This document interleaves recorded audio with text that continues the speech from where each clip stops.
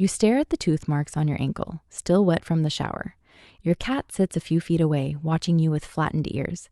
It bit you the instant it sniffed your skin. You feel betrayed by a creature you love. This is not a reaction to soap residue or the slap of bare feet. This is not a temper sparked by a closed bathroom door.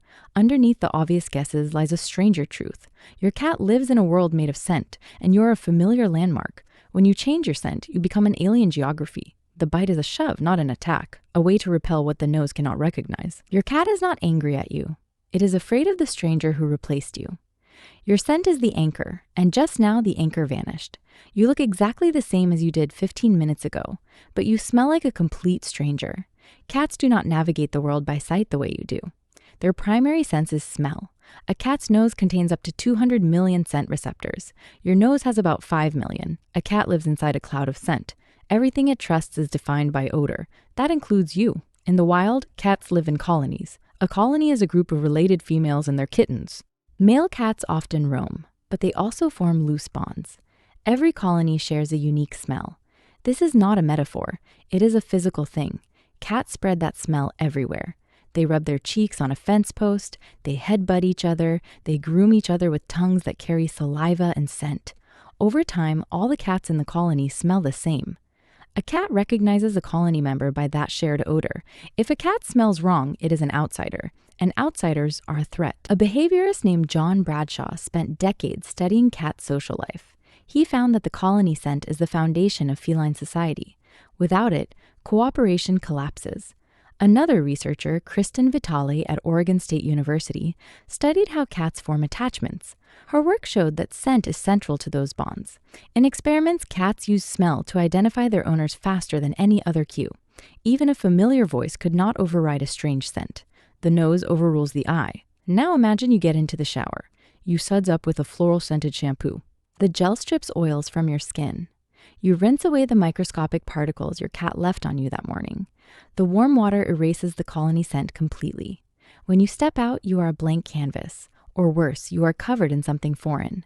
Your skin smells like sodium lauryl sulfate and artificial jasmine. To a human, it's simply clean. To a cat, it is the absence of family. It is the presence of something unknown. Your cat sees you. Your face, your height, your movement are all the same. It hears your voice. Everything looks familiar, but the scent tells a different story. The cat's brain receives two contradictory signals. The visual cortex says, "This is my human." The olfactory bulb screams, "This is a stranger." This triggers a primitive alarm. A bite in that moment is rarely true aggression. It is more often a fear reaction. The cat is trying to resolve the conflict. Think about what a bite does. It releases saliva onto your skin. Saliva carries the cat's own scent. A sharp nip from a cat contains scent from glands in the gums. It is the fastest way to stamp you with the colony odor again. In a single snap, your cat is trying to reclaim you. It is saying, in panic, "Smell like us again." There is a word for this kind of sensory mismatch. Roboticists call it the uncanny valley. A robot looks almost human, but not quite, and it unsettles us. Cats have their own uncanny valley. It is made of smell. When a loved one's scent is almost right but wrong in a subtle way, it creates deep unease. That unease can tip into panic. A nip is the cat equivalent of a human flinch. It is not a thought-out attack. It is a reflex buried in the oldest part of the feline brain. An ethologist named Dennis Turner once described scent as the language of feline social truth. He showed that cats in multi-cat homes often struggle when scents mix up. They can become stressed when a housemate returns from the vet smelling like antiseptic. The conflict between sight and smell is disorienting. It is like you seeing your mother but hearing a stranger's voice. Your cat's entire world wobbles. This is not only about showers. Every time you return from a trip, your cat may lick or bite you. You carry the scent of the airport, the taxi, the hotel soap. Your cat must refamiliarize itself with your true smell. If you visit a house with a dog, your cat may react the same way. You reek of predator. Even a change in your own body chemistry from stress or illness can shift your scent. A cat might become distant because you no longer smell like you. That distance is not rejection. It is confusion. The bite after a shower hurts. It can damage the trust between you. You might start to think your cat is unpredictable or mean. But knowing the truth changes everything. This is not a betrayal. It is a sensory emergency. Your cat is not rejecting you. It is terrified of losing you to the wrong smell. There are simple ways to prevent this. Before you shower, rub a soft cloth on your cat's cheeks. Afterwards, use that cloth to stroke yourself. Reapply the colony scent. You can also wait a few minutes before touching your cat. Let the moist, clean scent dissipate. Allow your own natural body odor to return. When you do interact, let the cat sniff your hand first. From a distance, let the nose do its work. Wild felids rely on scent for survival. A lioness recognizes her cubs by smell alone. A tiger coats a tree with musk to claim territory. This system is ancient. It goes back millions of years. Your cat's ancestor, the African wildcat, lived in sparse territories. Scent was the glue of social life.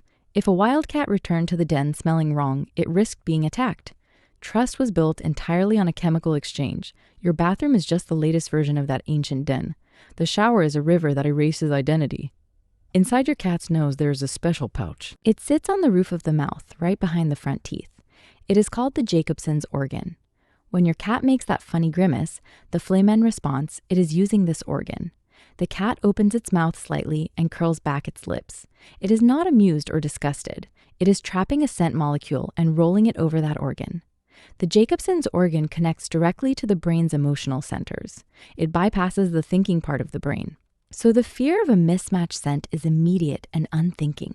Your cat cannot rationalize the way you can. It feels the wrongness in its body. The next time you pat across the bathroom floor and your cat bites your bare ankle, you will not be confused. You will not be angry. You will see it for what it is. A panic deep in a nose you cannot inhabit. A desperate urge to make you family again. You will stoop down, offer a knuckle, and wait, and your cat will sniff, and the world will snap back into place. Living with a cat means living with a creature whose reality is radically different from yours. Their love is not less than a dog's. It is simply built on a foundation of invisible signals. To be accepted by a cat, you must be part of its scent tapestry. That acceptance is fragile. A shower can unravel it, but it can be rewoven with a little patience and the right smell. Your cat is not a tiny human. It is a being from an olfactory world, and you are its anchor in that world. When the anchor smells wrong, the whole world tilts. That bite is the sound of a world tilting. If you enjoyed this video, please subscribe to our channel. There's much more to discover.